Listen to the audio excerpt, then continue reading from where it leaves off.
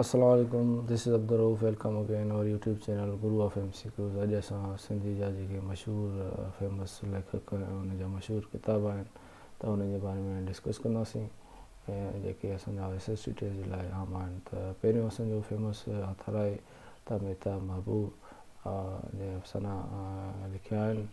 ऐं पहिरियों अफ़सानो आहे त चांदीअ जूं तारूं, इहो बि अफ़सानो आहे। त अहिड़े हिसाब सां सवालु ईंदो आहे त चांदीअ जूं तारूं मेहताब महबूब जो लिखियलु आहे, त पर इहो छाजो मजमूओ आहे? त इहो अफ़साननि जो मजमूओ आहे। मिठी मुराद, इहो बि अफ़सानो आहे।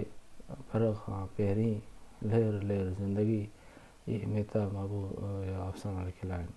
ॿियो असांजो फेमस ऑथर आहे त अली बाबा साहब, हिन बि अफ़साना हिन जा अफ़साना आहिनि फेमस। धरती दिखाणा, आए लड़े ओलड़ा, इहे अली बाबा साहब जा अफ़साना लिखियलु आहिनि।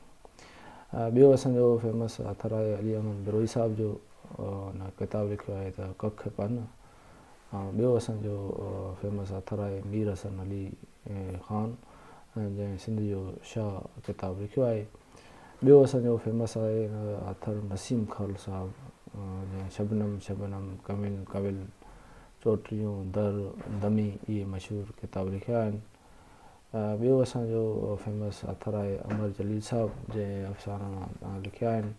हिन जो पहिरियों अफ़साननि जो नालो आहे दिलि जी दुनिया, जॾहिं मां न हूंदुसि, नेठि गूंगे ॻाल्हायो ऐं पुलसरात, इहे हिन जा किताब आहिनि। ऐं पंजो हिन जो किताबु आहे त मुंहिंजो ॾसु आसमान खां पुछो, सियाणनि में हिकु भोग, बार्नीस स्ट्रीट जो हिकु गुंडो, राहूं जुदा जुदा, सचल सरमस्त ट्रबल में, सर्द लाश जो सफ़र, इहे अमर जलील साहब जा 10 जेके फेमस अफ़साना आहिनि। तव्हांखे इहे यादि रखिणा आहिनि त इहे अफ़साननि जा मजमूआ आहिनि। नेठि गूंगे ॻाल्हायो हुनखे ड्रामो आहे ऐं हुनखे इहो नावेल आहे। त अहिड़े हिसाब सां बि ईंदा आहिनि त अमर जलील, नेठि गूंगे ॻाल्हायो त अमर जलील लिखियो आहे, पर इहो छाजो मजमूओ आहे?